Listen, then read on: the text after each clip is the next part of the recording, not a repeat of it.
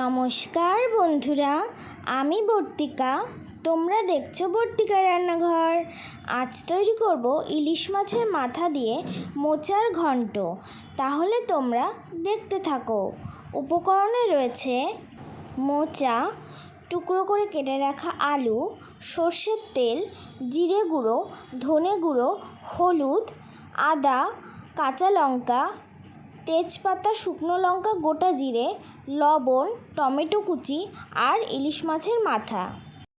মোচাটা কুচি করে কেটে নিয়েছি, এবার সিদ্ধ করে নেব। লবণ হলুদ দিয়ে 15 মিনিট সিদ্ধ করে নামিয়ে জল ঝরিয়ে নিয়েছি। মিক্সিতে কাঁচা লঙ্কা, আদা, টমেটো ভালো করে পেস্ট করে নেব। কড়াইতে সর্ষের তেল দিয়ে দিলাম। তেল গরম হয়ে আসলে লবণ হলুদ মাখিয়ে ইলিশ মাছের মাথাগুলো ভেজে তুলে নিলাম। ওই তেলেই টুকরো করে কেটে রাখা আলুগুলো ভেজে তুলে নেব। তেজপাতা, শুকনো লঙ্কা, গোটা জিরে ফোড়নে দিয়ে দিলাম। বেটে রাখা মশলা দিয়ে কিছুক্ষণ কষিয়ে নেব।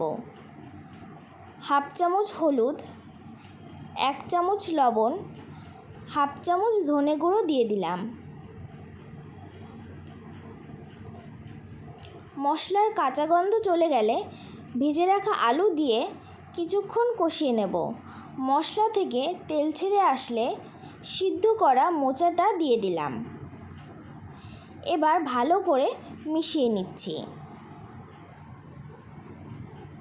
ভেজে রাখা ইলিশ মাছের মাথা দিয়ে 5 থেকে 10 মিনিট ঢাকা দিয়ে রাখব। ঢাকা তুলে খুন্তির সাহায্যে ইলিশ মাছের মাথাগুলো একটু ভেঙে দিয়ে ভালো করে মোচার সাথে মিশিয়ে নিচ্ছি। ঢাকা দিয়ে রাখবো 5 মিনিটের জন্য।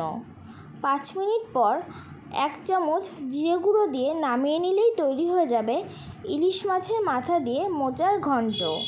বন্ধুরা, কেমন লাগলো আমার এই রেসিপিটি তোমাদের অবশ্যই জানাবে।